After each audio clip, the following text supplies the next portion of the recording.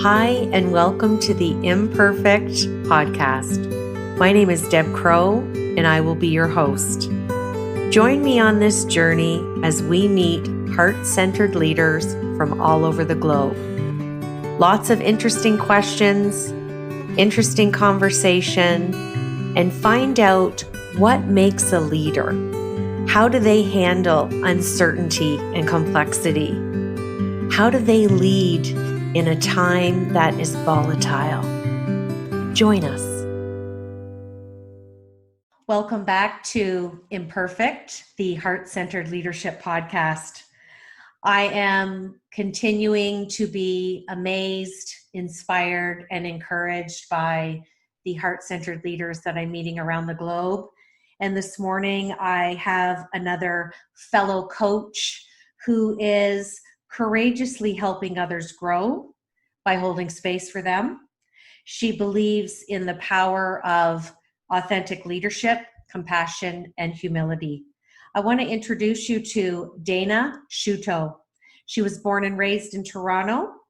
She then moved to rural Quebec to pursue her undergrad degree at the age of 30.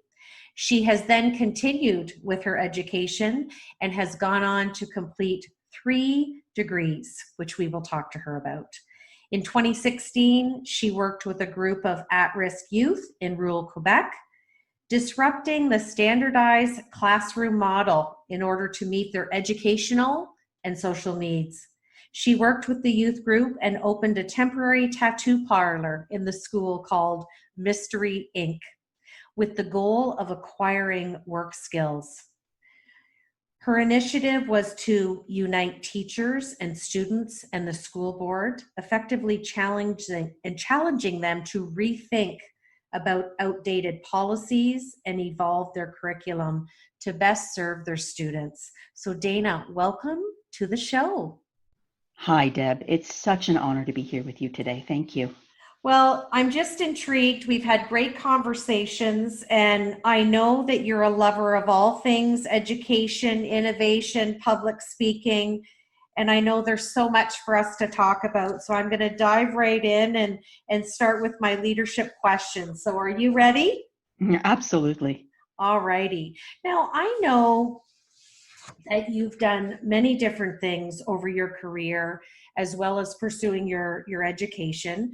I know on your LinkedIn profile, you've got throw kindness around like confetti. So my first leadership question is share with us a life experience, and it can be work or personal, that has really led to you becoming a heart-centered leader. That's a big question, Deb. So I have had my hands in a couple of different professions, and it was a challenging journey to get there. But I would say that throwing kindness around like confetti has become my mantra, because I've recognized that belonging is at the core of everything. Now, I am where I am today against immeasurable odds, I would say. And I'm very pleased to say that kindness has gotten me to, I can't, you got to give me a second here. Well, this is one of the things that I love about this podcast is it's imperfect, because as thought leaders, sometimes we know what we want to say, but we're just not sure. So there's always power in the pause. So take a moment and let us know what you think.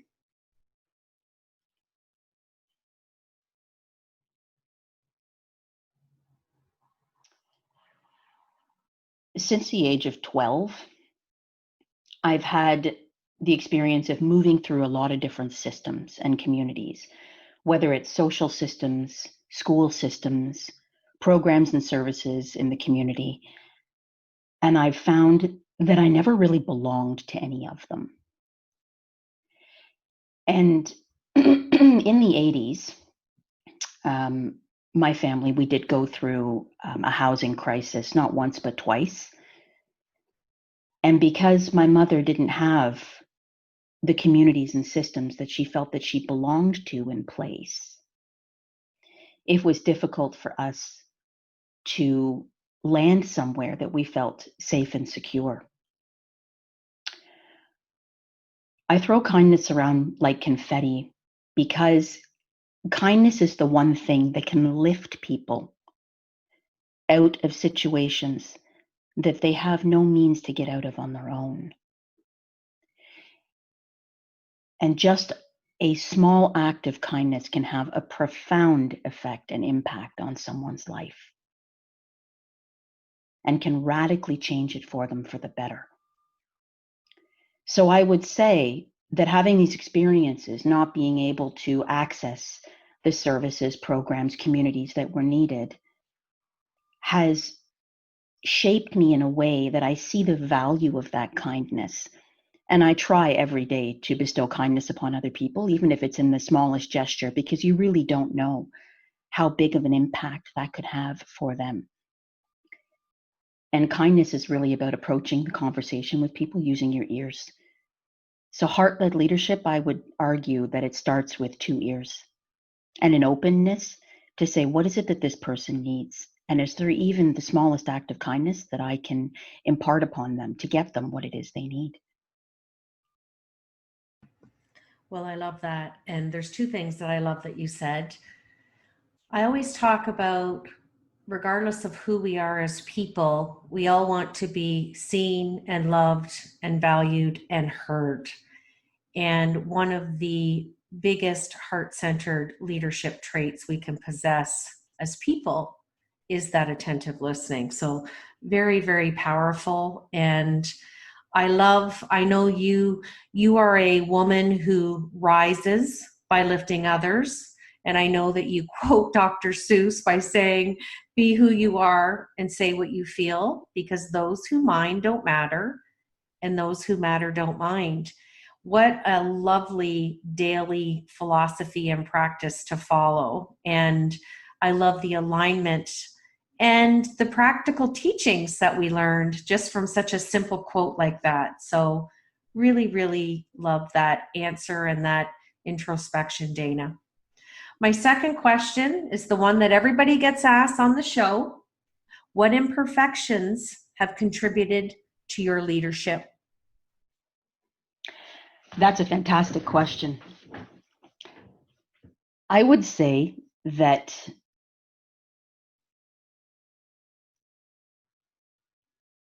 I'm a very stubborn person. And I'm just going to throw that right out there in the spirit of this podcast. And it is my greatest weakness, and it has become my greatest strength because it literally took a tornado in 2018 hitting my house to stop me and to have me sit down and say, okay, Dana, what is your lesson here? What is it that you need to be learning that the universe is throwing your way, that you're such a tour de force, you're so stubborn that you're not getting the message? And why is it that it's taking a tornado hitting your house for you to stop and listen? And my lesson was that I was strong enough to handle a tornado hitting my house. And that I needed to sit with that and realize that having that kind of strength, it's not a right, it's a gift. And it's important to wield that in a way that is amplifying the people around you to get them what they need. Now, the tornado only clipped my house. I'm very lucky. And it also had me sit down and recognize the people around me whose house it devastated. And that every person you're going to meet, just like the 2,000-year-old Chinese proverb says, is going through a battle that you know nothing about. And it took Mother Nature exemplifying that for me to stop and say, you have this gift. You're able to amplify for people, underrepresented groups, marginalized groups that need your support. You have the understanding firsthand of what it's like to be a part of those groups. Now, what are you going to do about it? Are you going to be like the Pied Piper and lead them all off a cliff? Or are you going to stop and recognize that you need to lead them towards greatness instead? So my imperfection was overcoming, I would say, the strength that I had to rally to get through all of the different things that have happened in my life. These things that happen are not unique to me, but building this strength, it now had to be used in a certain way, in a more humble way, a more empathetic way, a kinder, more gentle way. So instead of being like a bull in a china shop, it had to be like a gentle breeze. Oh, I love that. I'm sitting here smiling and I'm thinking, what's in that toolkit? There's resilience, there's grit, there's consequence management, all kinds of learnings that come out of that. As you were talking, it made me think of a quote by Albert Einstein that we strive not to be a success, but rather to be of value. And sometimes that imperfection that we bring adds value. So loved how you framed that. And hey, I'm not going to go up against you. You can handle tornadoes. So I know what I'm dealing with here. It is kind of ironic to me. I have to laugh about it now that I had to literally be sitting in the wreckage of part of my home to recognize the universe had to send me a message that powerful for me to stop and say, okay, Dana, sit with this for a little bit. Well, and I'll tell you what I love about that is I think as leaders and just as people, sometimes we look at the magnitude of what happens when that's when we need to get quiet to see the clarity. And sometimes we can get these small messages repetitively and we see them and we hear them, but we don't want to adopt them to make a change. So like you said, that stubbornness sometimes can be the forefront of our behavior. And then I think we all need a little tornado once in a while. I think we do. My next leadership question is, when you spearheaded the Mystery Inc. initiative, what was your original goal is part one of my question. And part two is, share with us the outcomes that you didn't expect to see that you learned about yourself.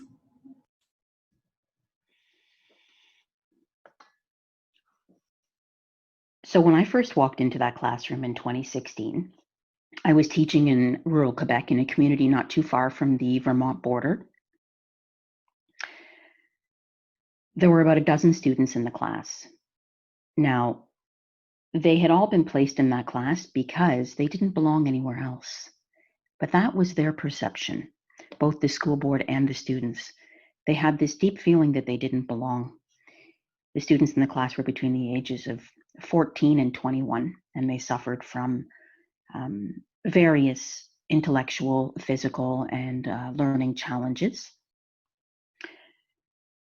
So after a quick assessment of the class, I realized that I wasn't very welcome there. And doing a little bit of digging, I recognized that this was because they'd had a different supply teacher every day since November. And we were now moving into the end of February. So there was no stability within this classroom in terms of having someone who would grow alongside the students. Some needs assessments revealed that the average reading and writing level of the class was about grade 3. And they did have standardized curriculum. And I was charged with teaching them math, autonomy, prep for the job market, and work skills. Because the students hadn't passed their grade 6 comprehensive exams, they weren't able to obtain a high school diploma the traditional way. So when I took a look at this curriculum and the needs of the students, the metaphor, have you ever heard the metaphor of trying to teach an elephant to climb a tree? Yes. Yes, that came to mind right away. And I realized that these kids were being set up in a situation that made it impossible for them to succeed. And so I looked at them and they looked at me and we threw all the curriculum out the window. And I said, well, here's what we're supposed to do. What are we going to do now? And the goal was to get these students ready for the job market so that they could graduate with a work certificate and become independent in whatever capacity they were able. So for about 2 months, I had books thrown at my head and kids swearing at me and walking out of the classroom. I had one kid try to throw a desk at me, and I just sat there with them and I said, okay, look, these are our goals. What are we going to do?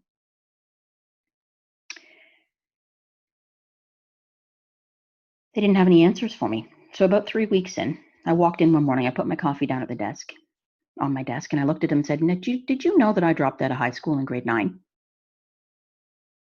And the whole class just stopped and looked at me. And I said, yeah, it took me about 5 years to realize that that wasn't a very good idea. And I had to go back into grade 10 at the age of 19, at which point the school system didn't know what to do with me because I'd already been working for 2 years. And I wasn't in a position to grow or succeed with my peers, and I wasn't healthy for them. So they said, okay, if you do 1 year of high school, we're going to give you your diploma. We're going to give you 15 maturity credits and let you get on with your life. I said, okay. I said, so if this isn't working for you, what are we going to do here to get you the skills that you need to get on with your life? And all of a sudden, I had the rapt attention of a dozen kids. I said, what do you love? And they said, we love art. And what else do you love? Well, we love tattoos. I said, well, why don't we open a tattoo parlor in the school? And they all just kind of looked at me. And they said, we would love that. I said, great. So we sat down, we planned out the curriculum together. I put together a proposal for our governing board, took it in, had it approved, and the kids got to work. They opened up this tattoo parlor. I would say the unexpected outcome at the end of this,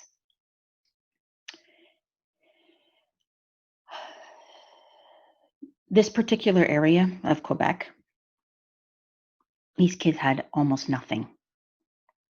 They wore the same clothes to school every day. Some of their clothes had holes in them. There was a breakfast program. I used to keep snacks in my desk because they would be learning and falling asleep. So I'd just throw them a juice box and a granola bar. They charged $2 a tattoo to the community, and it brought together the French and English sides of the school that were literally divided by a line. So it united this community in Quebec and created a sense of belonging for both French and English alike. It brought together the superintendent of the school board. It brought together the principal, the teachers, and the rest of the students in the school started to see this is where these kids belong and this is where we belong. At the end of it, the students had raised $660. And my initial thoughts were that they would want to reinvest that into their classroom. Instead, they got together and they recognized that there was a group of people who were suffering more than they were at that point. And they donated the $660 to the United Way to help the families of the fires in Fort McMurray. And this moment, realizing that I had unintentionally taught them and they had unintentionally taught me the power of kindness and compassion, was riveting and became the basis for my master's thesis.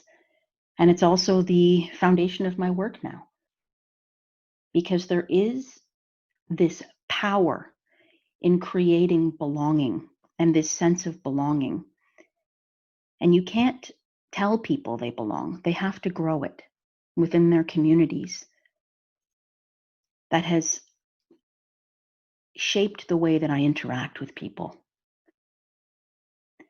from that point forward. And I realized that the stubbornness that I was experiencing when the tornado hit, it was not showing myself the same kindness and compassion that I was showing others.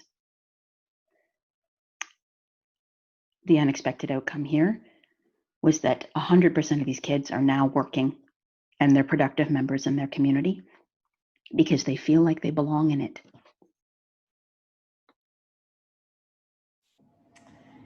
And that is why you are a heart-centered leader, and so honored that you accepted the invitation to come on the show.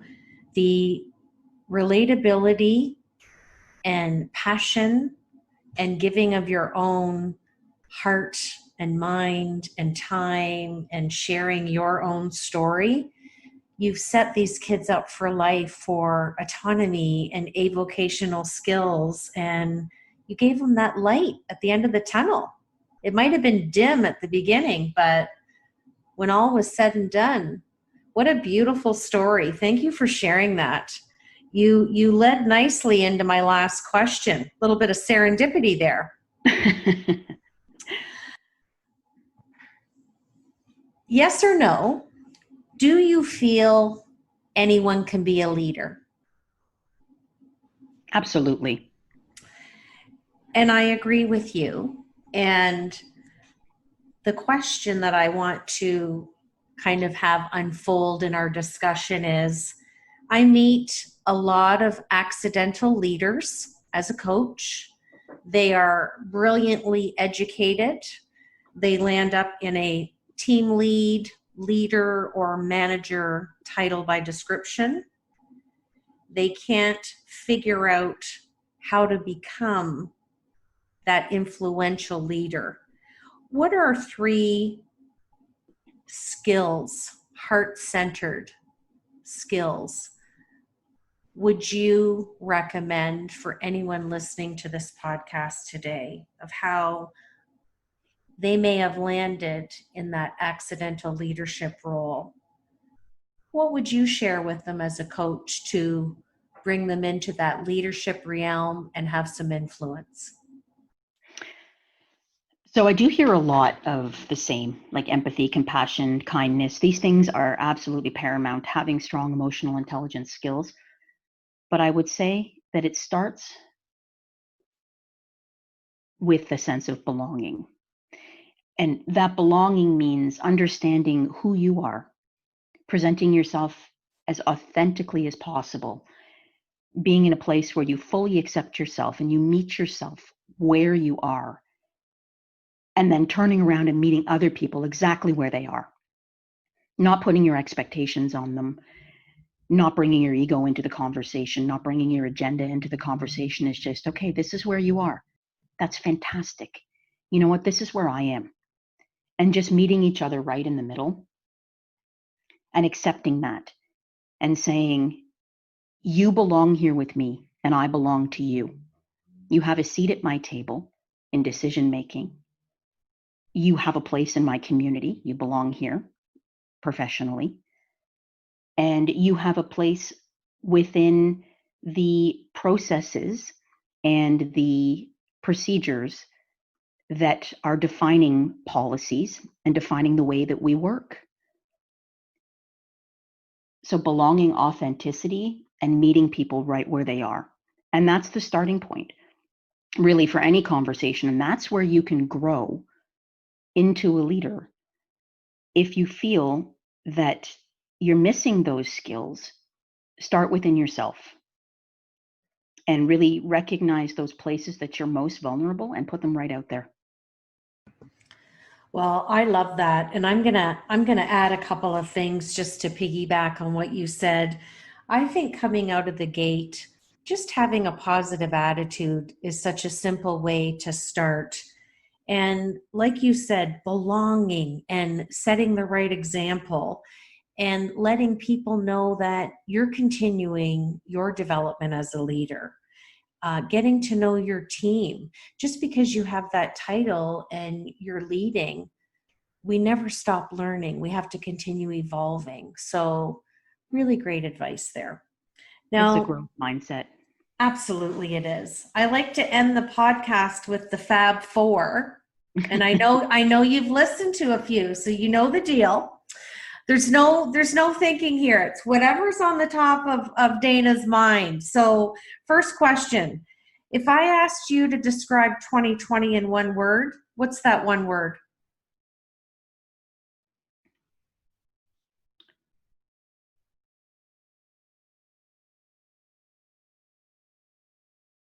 I'm still here. I'm just thinking because there are so many. What's the first one that comes to mind? Transformational. Second question, what brings you joy? being decidedly optimistic on a daily basis. What do you think defines a champion?